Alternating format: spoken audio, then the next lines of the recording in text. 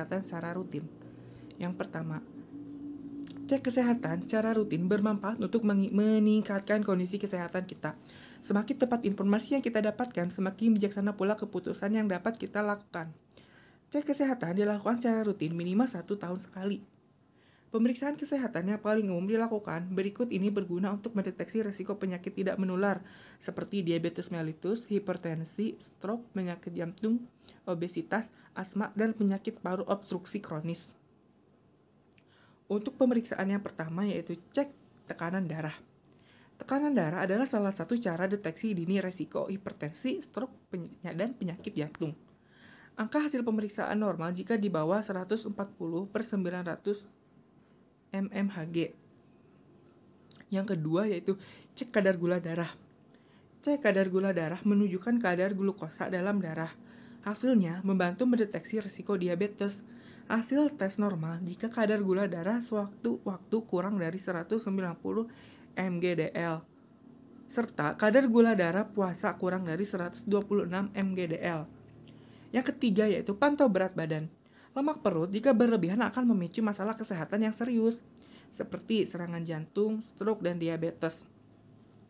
Batas aman lingkar perut kurang dari, untuk pria kurang dari 90 cm, untuk wanita kurang dari 80 cm.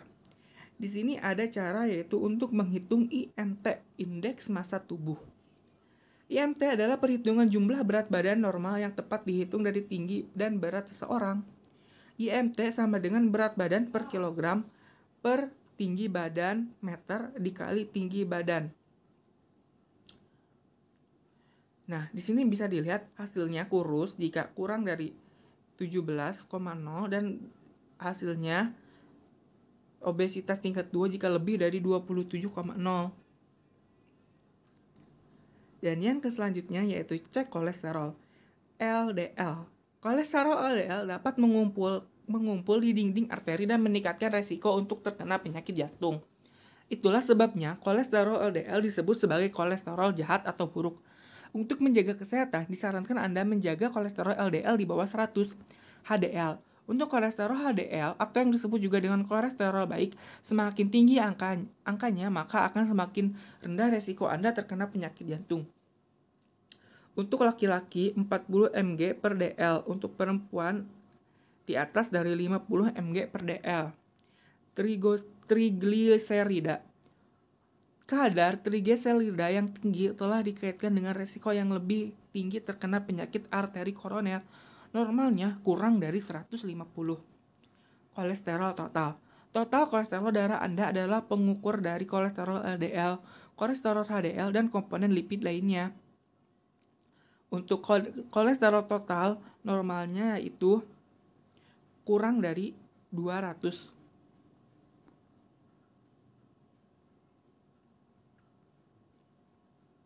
Yang selanjutnya yaitu deteksi dini kanker leher rahim.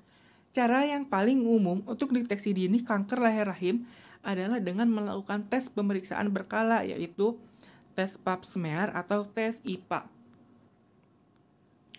Tes pap smear dilakukan di rumah sakit, klinik dokter kandungan, ataupun laboratorium terdekat dengan bantuan tenaga kesehatan terlatih. Prosedurnya cepat, hanya memerlukan waktu beberapa menit dan tidak menimbulkan rasa sakit. Tes pap smear dapat dilakukan bila Anda tidak dalam keadaan hamil ataupun haid. Untuk hasil terbaik, sebaiknya tidak berhubungan intim minimal 3 hari sebelum pemeriksaan. Tes IPA, infeksi visual dengan asam asetat, digunakan untuk mendeteksi kanker leher rahim dengan cara mengoleskan larutan asam asetat atau asam cuka 3-5% pada leher rahim.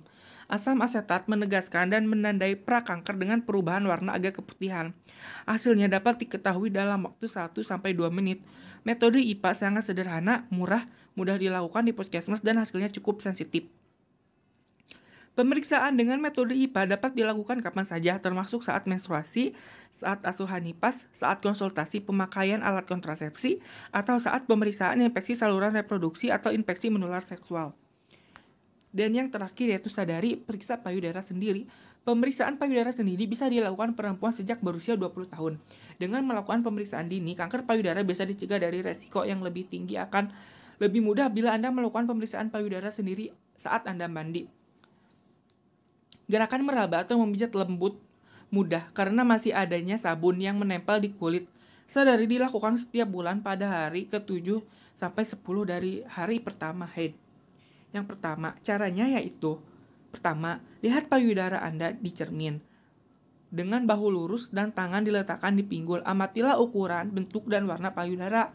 Apakah ada perubahan yang mudah terlihat atau pembekakan? Yang kedua, angkat lengan dan lihat perubahan yang mungkin terjadi sambil melihat cermin. Perlahan-lahan tekan puting susu antar jari telunjuk dan ibu jari serta dilihat keluaran puting susu. Dapat berubah air susu atau cairan kekuningan atau darah. Yang ketiga yaitu lakukan perebaan terhadap payudara Anda sambil berbaring. Gunakan tangan kanan untuk meraba payudara kiri Anda dan tangan kiri untuk meraba payudara kanan. Lakukan perabaan terhadap payudara Anda dengan gerakan yang sama sambil berdiri atau duduk. Kebanyakan wanita merasa lebih mudah merasakan payudaranya dalam kondisi basah sehingga sering dilakukan saat mandi. Nyalakan asap rokok. Nah, bisa dilihat ini adalah tubuh seorang perokok. Bagaimana rambutnya rotok, ada kantarak, dan juga penyakit jantung, osteoporosis, kanker, bisa dilihat di sini ya. Rokok itu sama dengan racun, mengandung 4.000 zat dan 200 diantaranya dinyatakan berbahaya bagi kesehatan. Racun utama pada rokok yaitu tar, nikotin, dan karbomonoksida. Cara sehat tanpa asap rokok, tidak ada batasan aman untuk rokok. Jangan lupa, ada orang lain, ada keluarga, ada anak yang terenggut haknya untuk mendapatkan udara segar, untuk hidup sehat tanpa rokok. Masyarakat berhak menegur jika ada yang merokok di kawasan tanpa rokok. Kawasan tanpa rokok yaitu tempat belajar mengajar, pelayanan kesehatan, tempat ibadah, tempat anak bermain, angkutan umum, tempat kerja, terminal, stasiun, dan bendahara.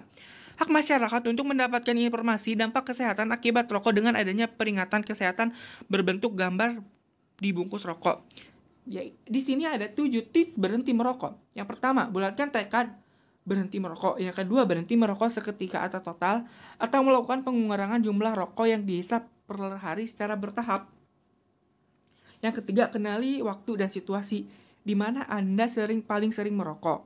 Yang keempat, tahan keinginan Anda dengan menunda. Yang kelima, berolahraga secara teratur. Yang keempat, mintalah dukungan dari keluarga dan kerabat. Yang ketujuh, konsultasikan dengan dokter. Yang selanjutnya yaitu R, rajin aktivitas fisik.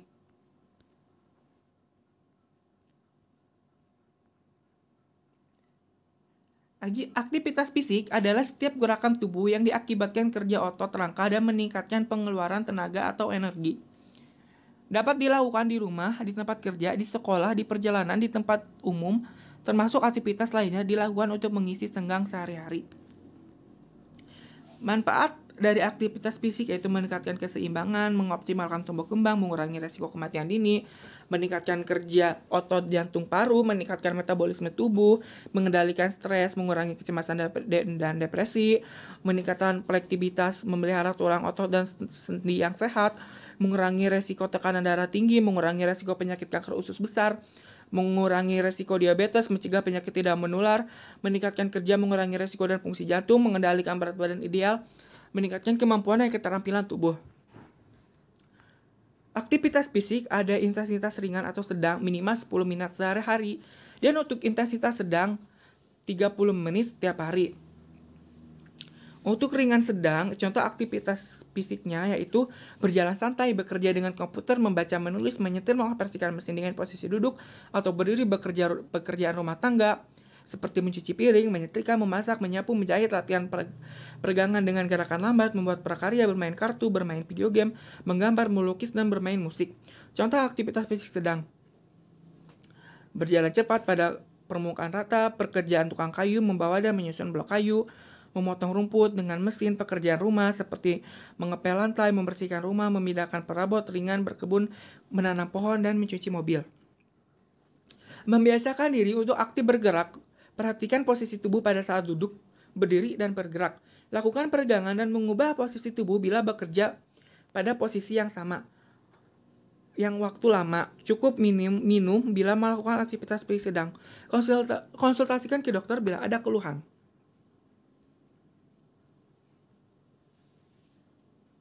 Yap, di sini ada cara pemantauan seperti tadi yang sudah dijelaskan. Serta di sini ada batasi gula, garam, dan lemak. Ya, ini adalah 4 pilar gizi seimbang ya. Yang selanjutnya yaitu diet seimbang.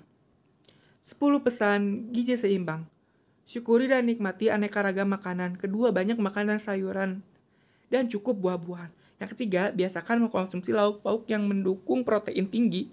Yang keempat, mengkonsumsi aneka ragam makanan pokok. Yang kelima, batasi konsumsi pangan manis, asin, dan berlemak. Yang keenam, biasakan sarapan. Yang ketujuh, biasakan minum air putih yang cukup dan aman. Yang kedelapan, biasakan membaca label pada kemasan pangan. 9. Cuci tangan pakai sabun dengan air yang bersih yang mengalir. 10. Lakukan aktivitas fisik yang cukup dan pertahankan berat badan normal. Yang selanjutnya yaitu istirahat yang cukup. Setiap orang pastinya membutuhkan istirahat agar tubuh dan pikirannya kembali segar. Namun, apa Anda yakin kamar tidur dan pola tidur Anda sudah sesuai dengan kebutuhan istirahat? Waktu tidur yang dianggap baik adalah selama 6-8 jam dan pastikan tidur Anda berkualitas. Hindari konsumsi kopi, rokok, dan alkohol. Setelah makan siang, hindari mengkonsumsi makanan atau minuman yang mengandung kafein. Kafein yang terdapat pada kopi atau teh terbukti bisa menyebabkan pola tidur terganggu. 2 jam sebelum tidur, hindari rokok dan minuman beralkohol. Rokok juga bisa merupakan stimulan bagi syaraf manusia yang membuat susah tidur. Selanjutnya yaitu tetapkan tempat tidur yang teratur. Jam tidur yang berantakan bisa mengganggu jam biologis Anda. Walaupun telah tidur, bukan berarti Anda bisa bangun lebih siang. Awalnya memang sulit, namun jika pola itu sudah tertanam dengan baik, pasti bisa dijalani. Sempatkan untuk berolahraga setiap hari. Tubuh yang selalu aktif secara fisik, selain baik untuk kesehatan secara umum, sangat membantu untuk memastikan tidur yang nyenyak di malam hari. Akan tetapi, jangan berolahraga mendekati jam tidur, karena malah dapat menyulitkan tubuh untuk tertidur. Karena tubuh masih dalam keadaan bersemangat atau belum rileks. Dan yang terakhir itu tenangkan pikiran dan mental. Tenangkan pikiran dan mental Anda, jangan terlalu banyak memikirkan masalah ketika menjelang tidur malam. Siapkan diri untuk tidur dan mimpi indah. Akhirnya itu, kelola stres. Stres adalah setiap situasi dan kondisi yang menekan, berasal dari lingkungan rumah, tempat kerja, atau sekolah. Dampak positif dari stres memotivasi orang untuk berusaha lebih keras dan lebih baik lagi. Reaksi negatif dari stres dapat menimbulkan gangguan dalam kehidupan sehari-hari. Jika stres dibiarkan dapat menumpuk, yaitu dapat menyebabkan gejala-gejala stres, seperti gelisah, muka pucat, jantung berdebar, nafsu makan berkurang atau makan berlebih, sulit tidur atau tidak nyenyak. Walaupun kita terbiasa terhadap tingkat stres yang tinggi, bukan berarti kita bisa menghadapi stres tersebut. Selanjutnya yaitu mudah tersinggung, sulit berkonsentrasi, ada keluhan seperti kepala sakit, perut sakit, keringat berlebih. Setiap orang memiliki batas kritis dalam menghadapi suatu stres. Batas kritis setiap orang berbeda dari waktu ke waktu tergantung pada keadaan kesehatan kita, keluarga, dan kehidupan, tuntutan pekerjaan, dan lain sebagainya. Stres yang menumpuk dapat menimbulkan gangguan kesehatan fisik maupun jiwa. Cukup sekian yang dapat saya sampaikan, kurang lebihnya mohon maaf. Wassalamualaikum warahmatullahi wabarakatuh.